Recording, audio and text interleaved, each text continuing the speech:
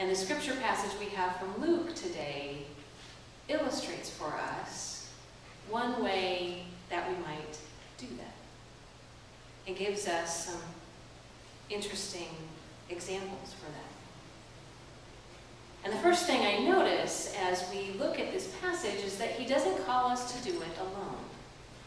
And I love that. We're not supposed to do it all by ourselves. He takes the 70 or 72, according to your translation, and takes them out 2 by 2, kind of like Noah's Ark, in pairs. They go out with a companion to share this love and this message. And interestingly enough, what they're doing is preparing the way for Jesus to come later.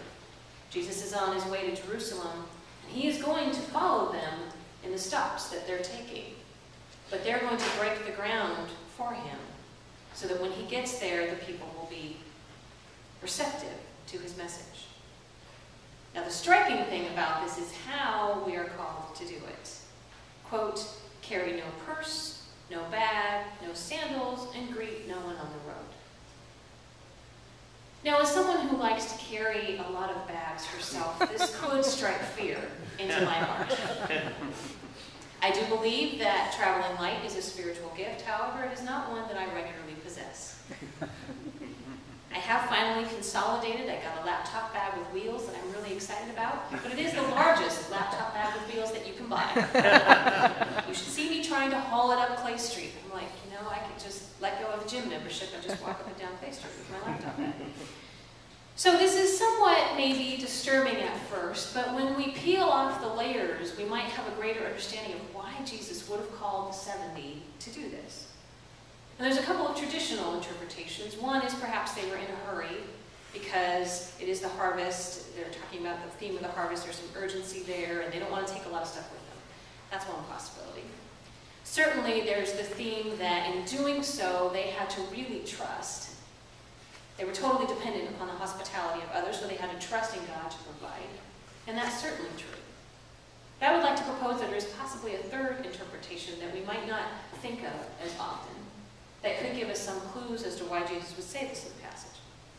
And it is quite possibly that Jesus was calling them to blend in, to not stand out. Because when you stop and think about it, all of the things that they would have been carrying would have identified them as travelers.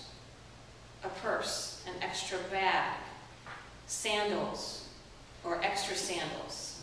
Earlier in the passage, it's a staff. Things that you would have seen them and said, oh, that's a traveler. In essence, Jesus is saying, don't be a tourist. Now, as we know, tourists are easily identifiable, right? I began to spot them very quickly. They're always wearing a camera around their necks. They might not be looking where they're going. They're looking around. And my personal favorite is when they want to take a picture of whatever it is on the top of a steep hill at a red light when all the traffic's backed up. And I'm coming up Powell Street and there's a person right in front of me on a red light. I'm thinking, you know you're going to die as soon as the light turns green. And I'm not going to want to kill you. It's just that you're in the way of traffic and not really thinking. And I don't have anything against tourists, obviously. We need them and we're travelers in other lands. But it's interesting that when you're a tourist, when you're traveling, you stand out, right? And Jesus is saying, don't stand out, blend in. Now, why would he say that? A few reasons. One, they are entering hostile territory. It says, I am sending you like lambs among wolves. That's really a pretty harsh statement when you think about it. Lambs are devoured by wolves. They were on one level in Roman-occupied territory. We can often forget that, but in their context, they would not have forgotten it. So there are places where it might not be safe for them to speak to someone on the road. Certainly, they were not always welcome. Earlier in chapter 9, it says when they went to Samaria, they were not welcome. And I love the response of the disciples. Lord, should we send down fire from heaven and destroy the whole town? Jesus is like, thanks, but no, not necessary. But Jesus basically says, if they don't receive you, just shake the dust off your sandals and keep moving on. But there are places where this message will not be welcome. So you want to go in, be a little bit more stealth, and get to know the community. Think about if you've seen, and I have nothing against Mormons per se, but think about if you've Have you ever seen like the missionaries, the young missionaries, the Mormon missionaries? You always can spot them because they're dressed exactly the same. They have a tie. There are certain young men, they go out in pairs. And if you knew that message ahead of time and didn't want to be around it, you could avoid them because you knew what they were bringing. So there might be something that Jesus is saying, I want you to blend in. I want you to be a part of the culture. I want you to be a part of the community. And that also coincides with the food guidelines that he gives them. Because, of course, in that time, Jewish law would have restricted them from eating certain things, right? And Jesus is saying you have to break those laws. You can't just abide by Jewish law here. You're in a different place. You need to do as they do. Don't identify yourself as from being in a different place. And in so doing, he invites them to stay a while. Don't just move from house to house. Stay a while. Form a relationship with them. Eat the food that they give you, exchange, heal the sick, and hang out for a while. I've thought that they must not have had food allergies in that time. But I wish I could eat whatever anybody gives me. Unfortunately, I can't. But I think part of the point is Jesus is calling them to form relationships where they go and to get to know the sort of culture of the local community. And in so doing, then they're able to prepare the way in a different way. And what he calls them to bring is peace. And we know that the word in the Greek for peace is connected to the Hebrew word shalom. And when we hear shalom, of course, it's not just about the absence of conflict. It's about a sense of well-being and wholeness.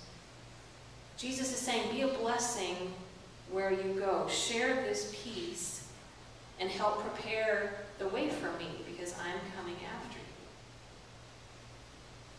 It's interesting when we think about that in our current 21st century context. And on the 4th of July, we celebrate the freedoms we have in this country. It's why I'm wearing the red stole today, while we are in the season of Pentecost. But we celebrate the freedom of religion. The fact that I can stand here and preach and you can gather and there are not armed guards outside of the door. It's a luxury that we take for granted here. Or stop and think about, just in the city of San Francisco alone, all the different religions we have represented here. There's Buddhism, Hinduism, Baha'i, Muslim, Christian, and just about every other color, flavor, spectrum in between. And pretty much we're able to get along peaceably. That's really an amazing thing. And that's something that we can celebrate today and celebrate in this country, that we have the freedom of religion. At the same time, there may be places where to say that we are Christian may feel like a little bit of a hostile environment, sometimes even in the Bay Area. You might say that, and people might back away slowly and go, oh, nice for you, okay, I'll be talking to you later. Perhaps it's because they were wounded by Christianity themselves.